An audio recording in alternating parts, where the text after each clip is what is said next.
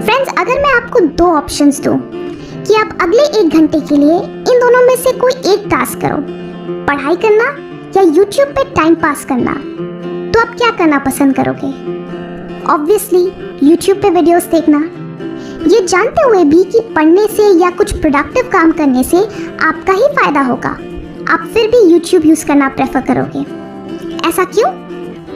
अब आपका जवाब होगा कि YouTube पे वीडियोस देखना एफर्टलेस है और इसे करने में कोई मेहनत नहीं है, जो कि बिल्कुल सही है, लेकिन फिर भी इसकी वजह से आपका 1 घंटा तो वेस्ट होगा ना। तो सवाल यहाँ ये बनता है कि इस काम और आराम की रेस में जीत हमेशा आराम की क्यों होती है? इस सवाल का जवाब जानने के लिए आपको सबसे पहले इसे समझना होगा, डोपामिन, कि कैसे डोपामिन हमारे माइंड को और हमारे डिसीजंस को अफेक्ट करता है। डोपामिन असल में एक प्लेजर मॉलिक्यूल है और ये हमारे माइंड में डिजायर क्रिएट करने का काम करता है। यानी कि आप जो भी काम किसी रिजल्ट के लिए करते हो वो आप डोपामिन की वजह से ही करते हो। फिर चाहे किसी लड़की का फोन नंबर हो या एग्जाम में अच्छे मार्क्स लाने हो या किसी गेम के टफ लेवल्स को क्लियर करना हो, ये सब आप डोपामिन की वजह से ही कर पाते हो। अगर अभी भी आप कंफ्यूज्ड हैं तो जरा इस एक्सपेरिमेंट को देखिए।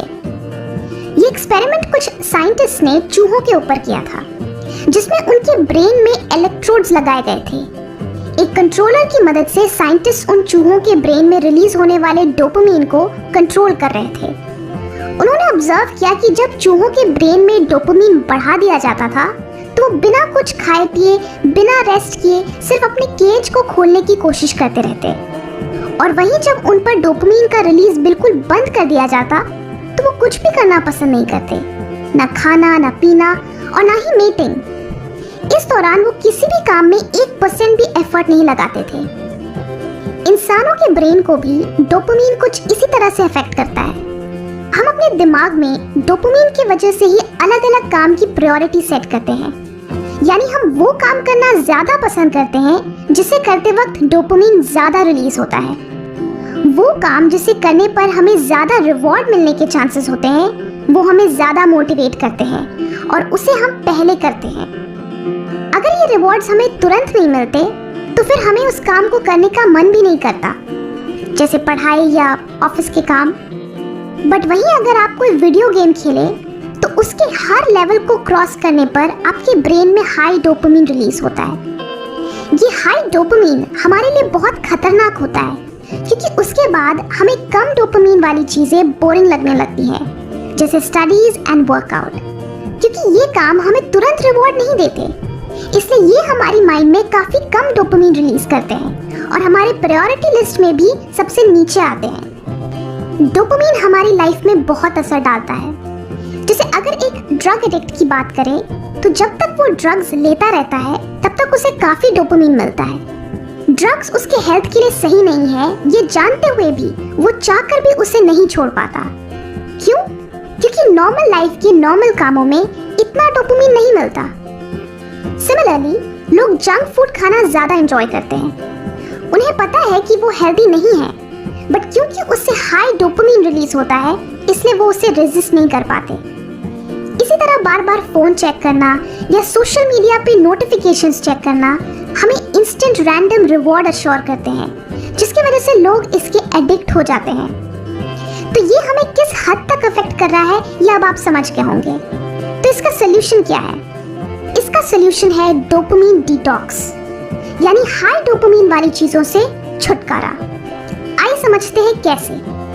इसकी शुरुआत धीरे धीरे करो। हफ्ते में 1 दिन बनाओ जिसमें आप एक भी ऐसा काम मत करो जिससे आपको इंस्टेंट प्लेजर मिले या हाई डोपामिन रिलीज हो, जैसे जंक फूड खाना, फोन चेक करना, social media, video games, movies, TV series etcetera. अब आपको उस दिन करने हैं लो डोपामिन वाले काम, जैसे कोई स्किल सीखना, पढ़ाई करना, वर्कआउट, हेल्दी फूड खाना, वो काम जिन्हें करने में आपको जोर आता है।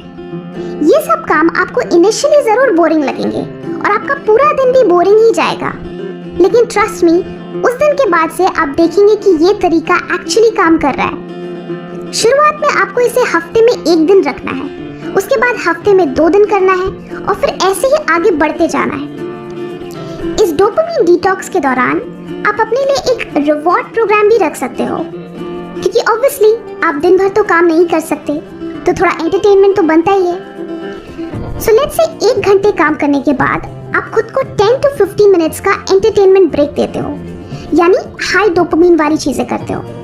सो अगर आप पूरे दिन में 8 घंटे काम करते हो तो आप 2 घंटे के लिए हाई डोपामिन वाली चीजें कर सकते हो, जैसे यूट्यूब या वीडियो गेम्स एक्सेट्रा। तो at the end of the day आपका एंटरटेनमेंट भी हो जाएगा। बट रिमेंबर, ये रिवॉर्ड सिस्टम तभी वर्क करेगा जब आप डोपामिन का रिवॉर्ड काम पूरा हो जाने के बाद लेंगे। इमेजिन अगर आप सुबह सुबह उठकर यूट्यूब पर वीडियोस देखोगे तो उसके बाद आपको पढ़ने का मन नहीं करेगा, क्योंकि आपने अपने दिन की शुरुआत में ही हाई डोपामिन ले लिया। तो उसके बाद आपको बाकी काम बोरिंग ही लगेंगे, इसलिए पहले काम फिर रिवॉर्ड। तो दोस्तों, ये था डोपामिन डिटॉक्स का पूरा process.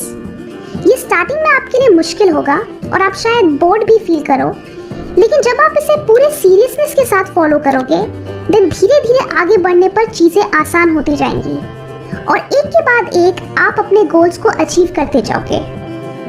So I hope you enjoyed the video. Comment करके बताएं आपको किस काम को करने में सबसे ज्यादा